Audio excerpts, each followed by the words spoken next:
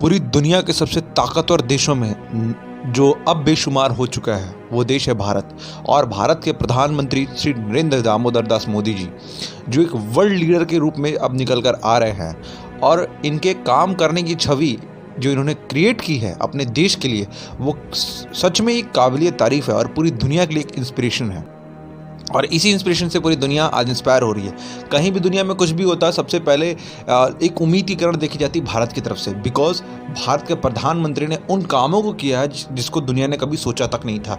भारत 2014 से पहले कहाँ पे स्टैंड करता था मैं ये नहीं जानता हूँ। आप बीजेपी को सपोर्ट करते हैं या बीजेपी के खिलाफ हैं मैं ये नहीं जानता, लेकिन हाँ आप प्रधानमंत्री को सपोर्ट करते हैं मैं ये ज़रूर जानता हूँ। तो आज आपके उसी प्रधानमंत्री, हमारे उन्हीं प्रधानमंत्री के बारे में एक ऐसी चीज़ बीबीसी ने छापी है जिसके बारे में आपको जानना ज़रूरी है। और आपने हाल फिलहाल के दिनों में इस चीज़ को महसूस भी किया होगा, जाना भी होगा। हमारे भारत में जो यूक्रेन के एम्बेसडर हैं उन्होंने कहा भी था कि मोदी जी अगर बात करते हैं तो काम हो सकता है। रूस यूक्रेन की जंग में अमन के लिए पीएम मोदी की सुनेंगे पुतिन, ये बीबीसी ने अपनी एक रिपोर्ट में पब्लिश किया है। आइए आज इस टॉपिक पे बात करते हैं और इस टॉपिक के बारे में जानने की कोशिश करते हैं कि क्या ये ऐसा हो सकता है और इस पे एक्सपर्ट्स क्या कहते हैं। आइए इस टॉपिक को स्टार्ट करते हैं। उससे पहले एक चीज़ बता दूं, जो लोग चैनल पर पहली बार आए हैं प्लीज़ चैनल को लाइक कर लीजिए। वीडियोस कंटिन्यू आ रही है, एक दिन में 3-3, 4-4 वीडियोस आ रही हैं। तो जो लोग पहली बार आए हैं प्लीज़ चैनल को सब्सक्राइब कर दिए, बेल नोटिफिकेशन को ऑन कर लीजिए। और अगर वीडियो पसंद आते हैं, अगर इन्फॉर्मेटिव इन्फॉर्मेशन आपको यहाँ पे बेस्ट से बेस्ट मिलती तो ही आप अपने फ्रेंड के साथ शेयर कीजिए, वरना आप लाइक करके आप जा सकते हैं। आइए इस वीडियो को स्टार्ट करते हैं। यूक्रेन पर रूस के हमले के बाद भारत के प्रधानमंत्री मोदी दुनिया के उन चुनिंदा नेताओं में शामिल हैं जिन्होंने दोनों पक्ष से फ़ोन पर बात की है। दुनिया के पहले ऐसे नेता हैं। रूसी हमलों के पहले ही दिन 24 फरवरी को पीएम मोदी ने रूस के राष्ट्रपति व्लादिमीर पुतिन से फ़ोन पर बात की थी। पीएम मोदी ने इस विवाद में हस्तक्षेप की गुजारिश खुद भारत में यूक्रेन के राजदूत इगोर पोलिखा ने की थी। हमले के 2 दिन बाद 26 फरवरी को पीएम मोदी ने यूक्रेन के राष्ट्रपति व्लादिमीर जेलेंस्की से बात की थी। मैं हर टाइमिंग आपको बता रहा हूँ, मैं लिख के भी अलग से लाया हूँ। ये बातचीत यूएनओ में रूस के खिलाफ लाया जाए निंदा प्रस्ताव पर वोटिंग के बाद हुई। भारत ने इस वोटिंग में हिस्सा ही नहीं लिया। इतना ही नहीं, सोमवार को संयुक्त राष्ट्र के आम सभा बुलाने पर भी रविवार को हुई बैठक वोटिंग में भारत ने दूरी बना ली थी। हमले के बाद सोमवार को पहली बार रूस और यूक्रेन के प्रतिनिधि शांति वार्ता के लिए बेलारूस में मिले। इजराइल ने भी रूस यूक्रेन के बीच मध्यस्थता की पेशकश की थी। गौर करने वाली बात यह है कि यूक्रेन के राष्ट्रपति व्लादिमीर जेलेंस्की से फ़ोन पर बात करते समय प्रधानमंत्री नरेंद्र मोदी जी ने या स्पष्ट शब्दों में शांति प्रयासों में किसी भी तरीके के योगदान के बाद की इच्छा को जाहिर भी किया।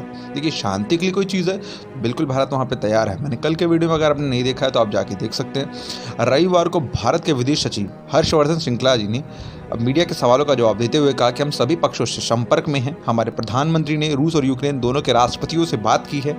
विदेश मंत्री बहुत ही व्यापक स्तर पर सभी पक्षों से संवाद कर रहे हैं। हम वो देश हैं जिसके हित सीधा इस क्षेत्र से जुड़ा है, इस इलाके में हमारे दोस्त हैं। ऐसे में शांति वार्ता में भारत की पेशकश के क्या मायने निकाले जाएं? क्या भारत इस संकट में किसी तरह के संकट मोचक का रोल अदा कर सकता है? इसी सवाल का जवाब तलाशने के लिए बीबीसी ने बात की विदेश मामलों के 3 अलग अलग एक्सपर्ट से। क्या बात की और क्या निकल कर आया, अब उसके बारे में भी आप सुन लीजिए। ये रिपोर्ट बीबीसी की तरफ से, मैंने आपको पहले ही बता दिया। हमारे पहले बीबीसी कह रहा है कि हमारे पहले जानकार है जितेंद्र नाथ मिश्र, जो पुर्तगाल में भारत के राजदूत रह चुके हैं और लंदन के उच्चायोग में काम किया है। बीबीसी ने से बातचीत करते हुए कहते हैं कि पीएम मोदी ने पुतिन से अपील की है कि वो हिंसा खत्म करे, डायलॉग के जरिए पूरे मसले को सुलझाने का प्रयास करे। ये बात यूएनओ परिषद में भी भारत ने दोहराई है कि यूक्रेन के राष्ट्रपति से टेलीफोन पर बातचीत में भी पीएम मोदी ने शांति प्रयासों में भारत की भूमिका की पेशकश की है। इससे साफ जाहिर होता है कि भारत शांति प्रयासों में रोल अदा करने के लिए तैयार है। ये दोनों पक्षों के राष्ट्रीय अध्यक्षों के साथ बातचीत के बाद जारी की गई प्रेस रिलीज से जाहिर भी होता है। आपकी स्क्रीन पर दिख भी रहा होगा, prime minister speak to his excellency president Vladimir Zelensky of Ukraine. इतना ही नहीं, अमेरिका के विदेश मंत्रालय के प्रवक्ता नेड प्राइस ने भी भारत से जुड़े एक सवाल में जवाब में कहा है कि जिस देशों को रूस पर प्रभाव है उन्हें उसका सकारात्मक इस्तेमाल करना चाहिए, पॉजिटिव इस्तेमाल करना चाहिए। यानी अमेरिका ने सार्वजनिक तौर पर भारत के रुख की आलोचना नहीं की, वो भारत की संभावनाएं देखता है। ऐसे में सवाल उठता है कि दोनों पक्ष भारत की इस प्रस्ताव के बारे में क्या सोचते हैं। यूक्रेन के भारत में राजदूत ने पीएम मोदी से हस्तक्षेप की अपील की, जो मैंने आपको शुरुआत में वीडियो में बताया, जिसके बाद पीएम मोदी ने दोनों पक्षों से बातचीत की। लेकिन रूस की तरफ से बात के इस प्रस्ताव पर कोई प्रतिक्रिया नहीं है। रूस की चुप्पी ही उसकी सबसे महत्वपूर्ण है। वही बेलारूस में दोनों देशों के प्रतिनिधियों की आमने सामने बैठक भी हुई, लेकिन उसका कोई नतीजा नहीं निकला। देखिए, इस वीडियो में आपको ये भी रिजल्ट बता दें, कल मैंने आपको शाम में लगभग 3 बजे मेरी एक वीडियो अपलोड हुई थी। वीडियो अपलोड होने में थोड़ा टाइम लग गया था। 3:30 पर बेलारूस में मीटिंग स्टार्ट हो चुकी थी।